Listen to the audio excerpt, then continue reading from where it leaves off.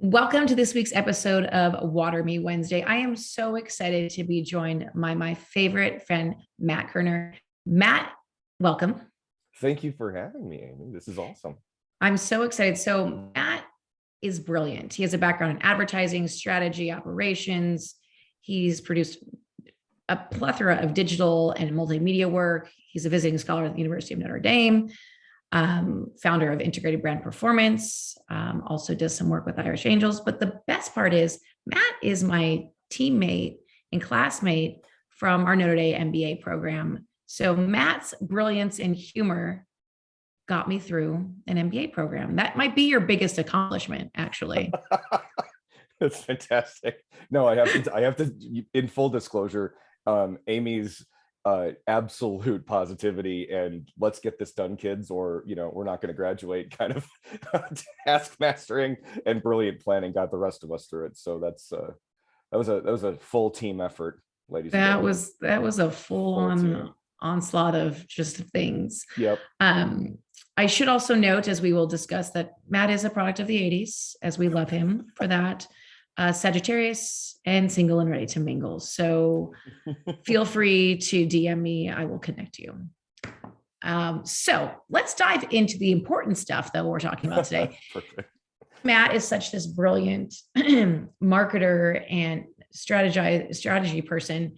I really want to talk to him about personal branding. I thought that was something that I always am trying to figure out. I think we're all trying to figure out how to utilize all these platforms. We have Instagram, we have LinkedIn, we have all kinds of things that we really truly can put out a personal brand. But what is that?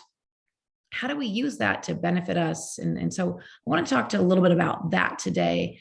So maybe you can give me a 101 on personal branding as it stands.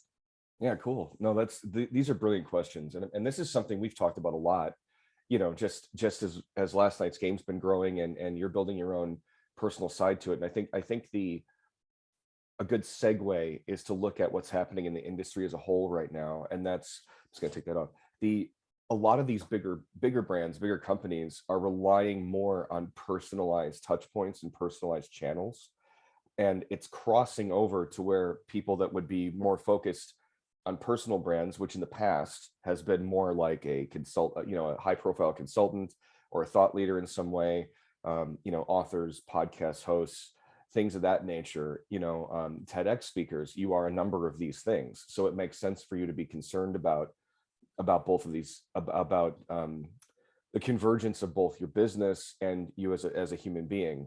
And I think for the larger audience's perspective, it's important to note that the larger businesses, even to the likes of Nike, McDonald's, Coke, the big kind of brands that we look at, from an academic standpoint, and then some of the more local ones too, especially I would say, boutique stores in your city, local and regional chains, franchises, those type of entities are utilizing the likes of LinkedIn, Facebook, Instagram, TikTok in a much more personal way, because people have been so active and responsive in those forums and through those mediums, and it's community based. So I think rounding that out and pulling it together, there's almost in one angle no difference anymore between the tactics you would use in a certain sense, building a personal brand or corporate brand or parent brand, and then how that relates to your business, and then versus you just doing it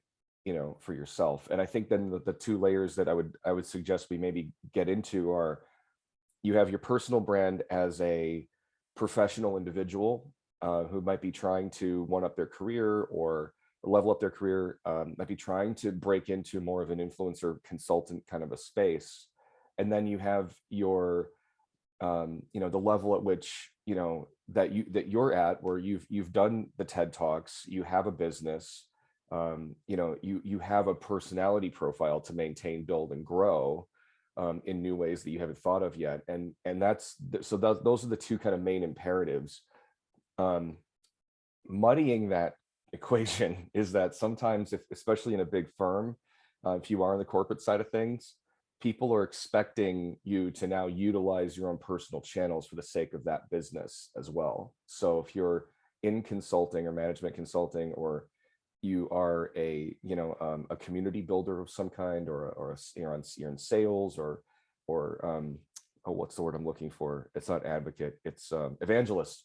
Guy Kawasaki was a big evangelist for Canva years ago, and he's now hired by major brands to do the same thing. So if you're in one of those spaces, there's another part of that equation too. So I think right now it's really important to focus on, or one, define where you sit, because that's going to help you focus the channels.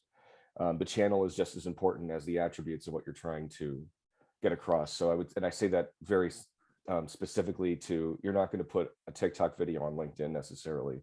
Right. It's a totally different audience, but that makes sense, right?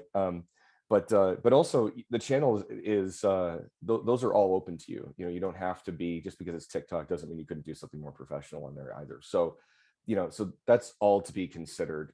I know I'm kind of going down many rabbit holes here, but so let's just say that you're either starting, or you're in your career, and maybe you're in management, you're in middle management, you're somewhere, maybe even coming in from an entry position. How do you even start to look at what your personal brand is? I know that the key, right, when we're branding on a whole with a business or a personal brand, is to focus and have a concise message, because you can't be all things to everyone. right. But how does one really figure out what that brand is?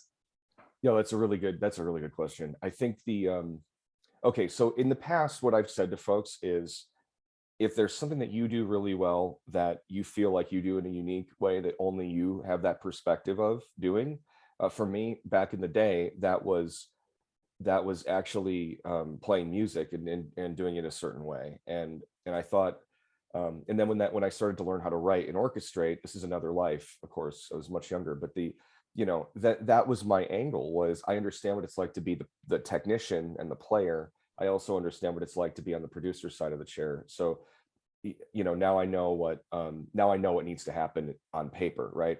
And that was my unique approach. If you're coming into your own, and you're in an entry level, or you've been working for a couple of years, you have to look at the environment you're in, and what do you succeed well at doing, and what do you struggle with. Chances are you're probably being a little hard on yourself, but I would say too, dive into what the struggles are, because you're probably actually better at that than you think. And Mhm. the reason you think you struggle at it might not be performance review related. Let's take that out off the table for a second. It might be that you're approaching it from a unique and interesting angle that other people might not understand. And I think that's a good place to start.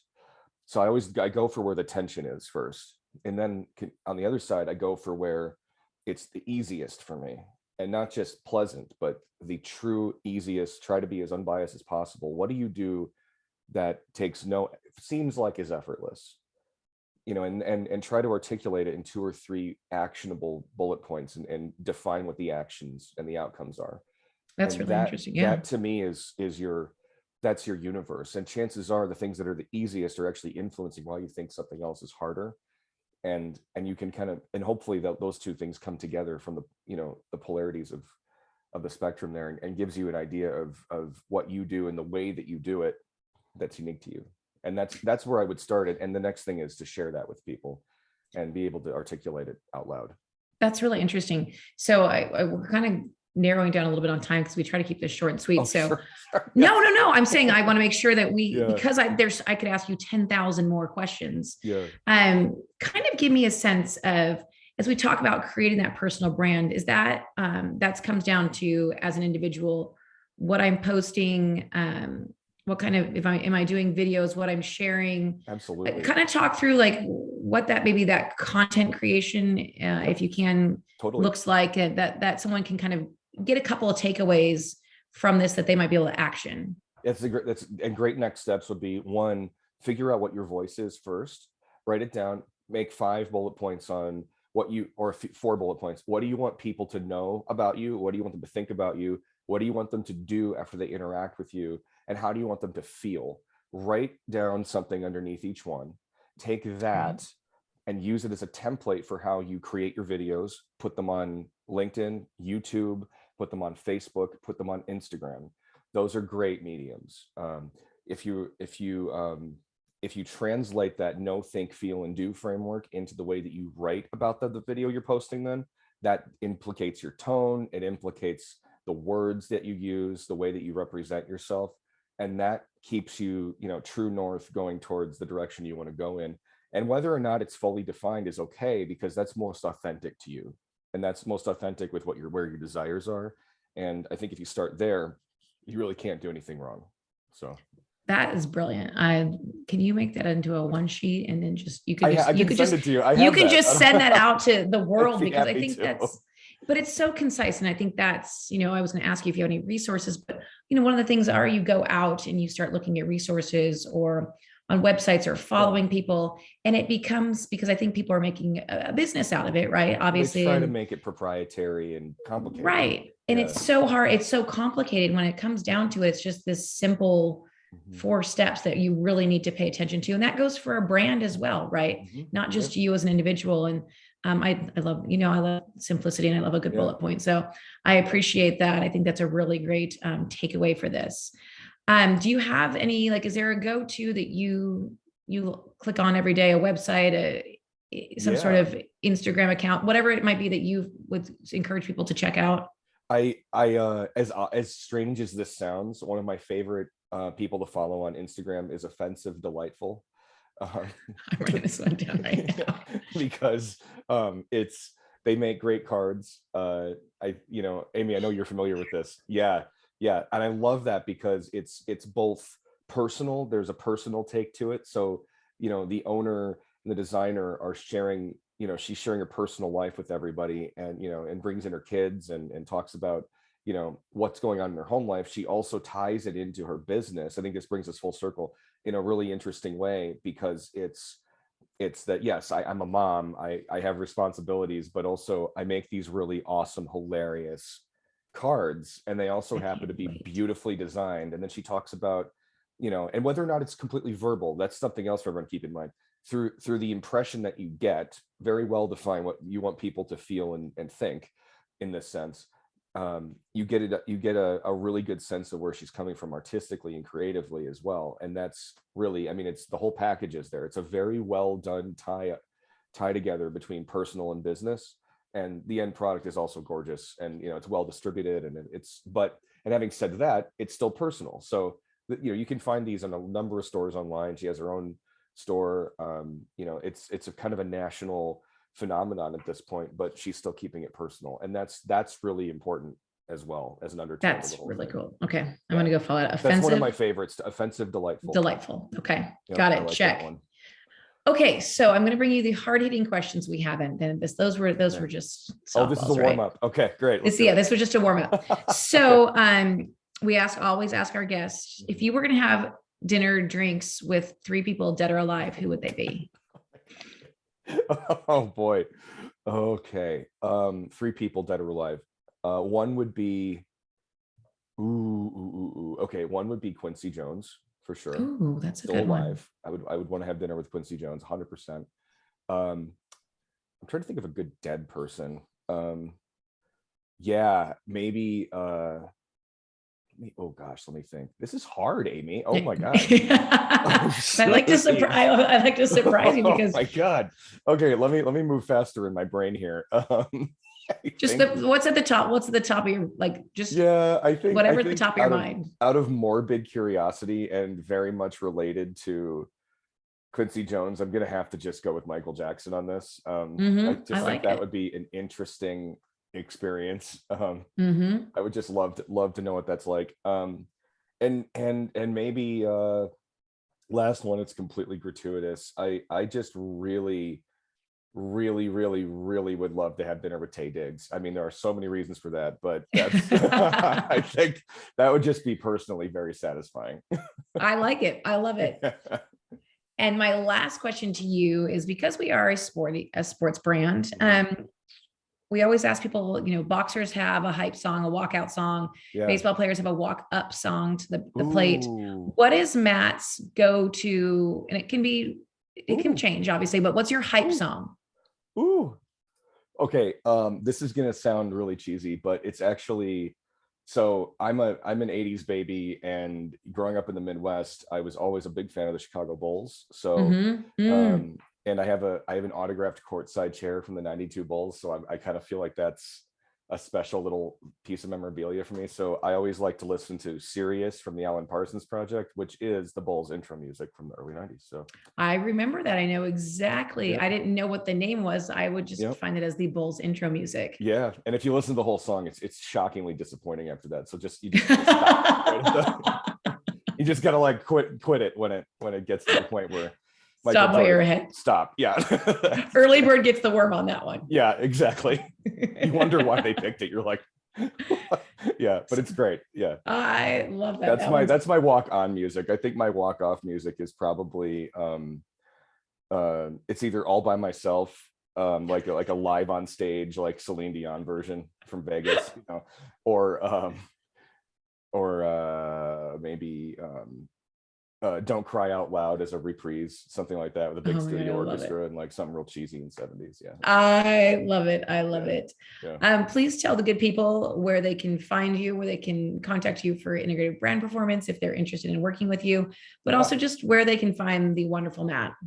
You can just email me. It's matt@ibp.agency. And that's the website, ibp.agency. So perfect. Just let me know. Let's do it. Fantastic. Well, thank you for joining me today. I really appreciate it. And I really look forward to hearing some feedback, because as listeners, viewers, as you dive into stuff, would love to hear your feedback and what that is, because I found this really interesting and really helpful. So absolutely. And I'll make you a one pager. I'll send it over to you. There you go. And if you want it, send me a DM. Last Night's Game on Instagram. All right. Thanks, Matt. Awesome. Thank you, Amy.